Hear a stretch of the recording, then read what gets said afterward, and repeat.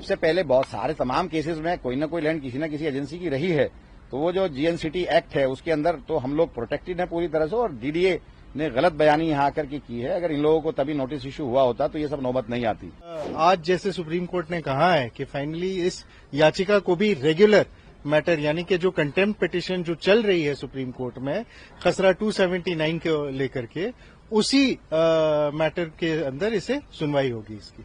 Supreme court से आज हमें ये राहत मिली है कि ये जो रेगुलर बेंच है उसमें जुलाई फर्स्ट वीक में जब भी कोर्ट खुलेगा तो उसके अंदर ये सुना जाएगा, और तब तक जो भी लोग हैं जिन लोगों पर ये खतरा मंडरा रहा था उनको कहा गया कि वो पीएम उदय में या जो भी वो रिलीफ ले सकते हैं वो ले लें, और अपनी एप्लीकेशन जिस तरह से पीएम उदय में और दूसरे लोग उसमें कवर हो रहे हैं उस तरह से इन लोगों को भी अपना इंडिविजुअल एप्लीकेशंस देनी है, और उसमें हम लोग भी अपनी तरफ से पूरा देंगे।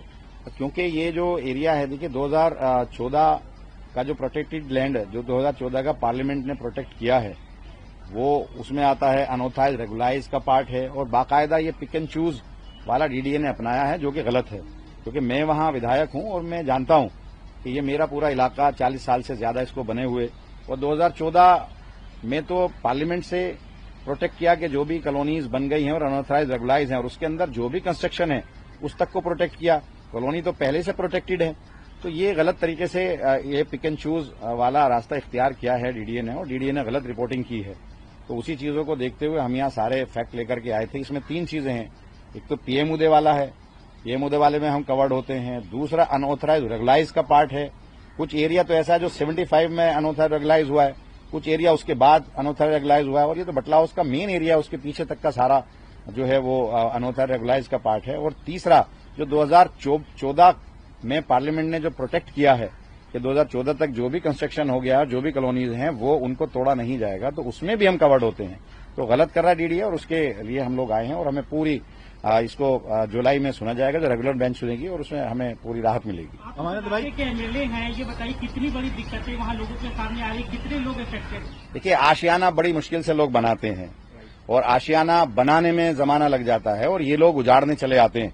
मैं इनसे पूछना चाहता हूं ये कैसे तय करेंगे कि मैं अनऑथराइज रेगुलाइज का पार्ट नहीं हूं, या 2014 में जो प्रोटेक्ट किया पार्लियामेंट ने उसका पार्ट नहीं हूं, या जो पीएम उदय है उसका पार्ट नहीं हूं। ऐसा तो हो नहीं सकता कि एक मकान पीएम उदय में आता है, एक मकान सेव होता है, 4 मकान नहीं होते, फिर 4 मकान सेव होते हैं, एक नहीं होता। ऐसे तो हो नहीं सकता। अगर इनकी कोई लैंड है तो वहां पर अनऑथराइज रेगुलाइज अगर कॉलोनी बन गई है, मैं मानता हूं वो डीडीए की लैंड है, अगर डीडीए की लैंड में भी अनऑथराइज कॉलोनी बन गई है तो वो भी प्रोटेक्ट है। अब से पहले बहुत सारे तमाम केसेस में कोई ना कोई लैंड किसी न किसी एजेंसी की रही है, तो वो जो जीएनसीटी एक्ट है उसके अंदर तो हम लोग प्रोटेक्टेड हैं पूरी तरह से, और डीडीए ने गलत बयानी यहाँ आकर के की है। अगर इन लोगों को तभी नोटिस इशू हुआ होता तो ये सब नौबत नहीं आती। क्योंकि मैं विधायक हूं, मैं जानता हूं सारे नक्शे हमारे जो हैं सरकार के हैं, और सरकार ने सब चीजों को प्रोटेक्ट किया है। अनऑथराइज रेगुलाइज का पार्ट है, तो ये गलत कर रहा है डीडीए। अमरनाथ भाई, नोटिस चस्पा कर दिया गया है और उसके बाद जून तक का समय है, तो क्या आप लोग अभी डीडीए के पास जाएंगे, एप्लीकेशन देंगे? डीडीए को अब खुद जब हम लोग सब जुडिश है तो डीडीए को तो अब वेट करना पड़ेगा।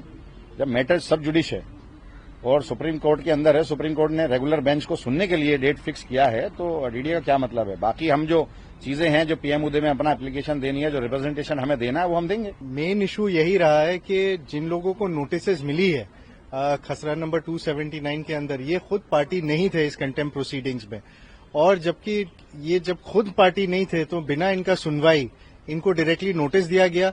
ऑर्डर में जबकि स्पेसिफिकली ये बात कही गई थी कि 15 दिन का नोटिस इनको दिया जाएगा जिसके जवाब ये दे सकेंगे, बल्कि उसके जगह नोटिस सीधी इस बात पे आ गई कि आप ये जगह को खाली करें।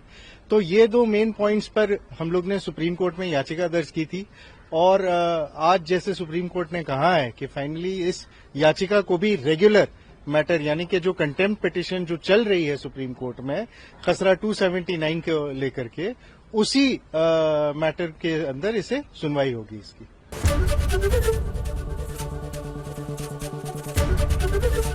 एबीपी गंगा, खबर आपकी, जुबान आपकी।